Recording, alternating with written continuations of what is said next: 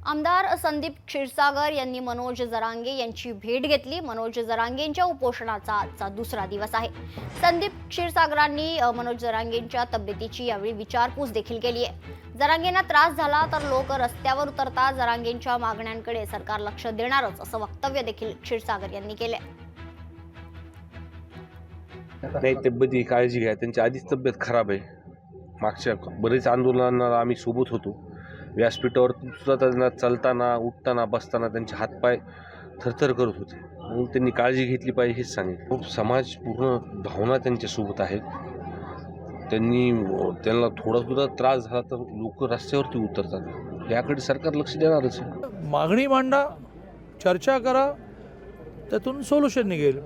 त्यामुळे वारंवार माननीय मनोजदादा जरांगे पाटलांना माझं म्हणणं असं आहे की तुम्ही आता थोडं मुंबईत येणं, शिष्टमंडळाने येणं, निवेदनाच्या आधारे येणं, चर्चेला बसणं, बऱ्याच वेळेला प्रश्नांची कायदेशीर बाजू माहिती असणारे बरोबर आणणं, असं करायला लागेल। त्यातून समाजाचे प्रश्न संपतील।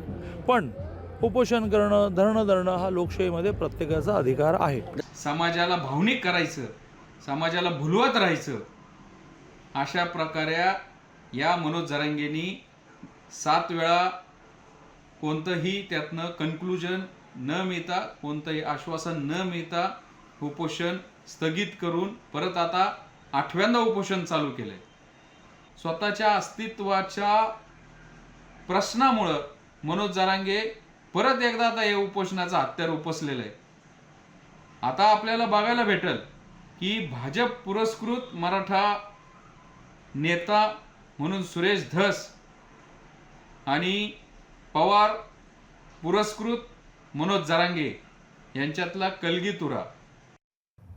बीडच्या जिल्हा रुग्णालयात 2 दिवस उपचार झाल्यानंतर शनिवारी रात्री 8:30 वाजता वाल्मिक कराडची रवानगी जिल्हा कारागृहात करण्यात आली।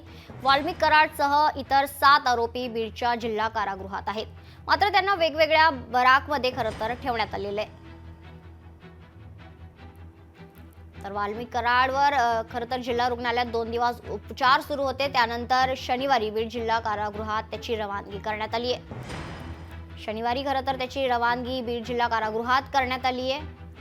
कराडसह इतर 7 आरोपी बीडच्या जिल्हा कारागृहात आहेत। नेलतच कशाला रे, त्याला काही झालेलंच नाही। सरकार मधला मंत्री सत्तेचा गैरवापर करून आतून लोक पाठवतोय गुप्तपणानं, आणि अधिकाऱ्यामार्फत ही शाळा रचून घेतोय आणि मग नेलं जात आहे। तेही फोनवर बोलायला आता भ्यायला लागलाय। आता माणसं पाठवतोय हँड टू हँड, जा निरोप द्या, त्या पद्धतीनं षडयंत्र सुरू आहे अशी शंका आहे। दवाखान्यात नेलं जात आहे, तिथून षडयंत्र रचलं जात आहे, तिथून सुटून जाण्याचं ऑपरेशन केलं जातं दवाखान्यात। आता तर फेकला मध्ये नेऊन पुन्हा त्यो, चांगली गोष्ट आहे, त्यो मधीच पाहिजे। त्यानंतर ट्रायल पण चालायला पाहिजे, नुसती मध्ये टाकून उपयोग नाही। लोकशाही मराठी ऐका, पहा, जागरूक रहा।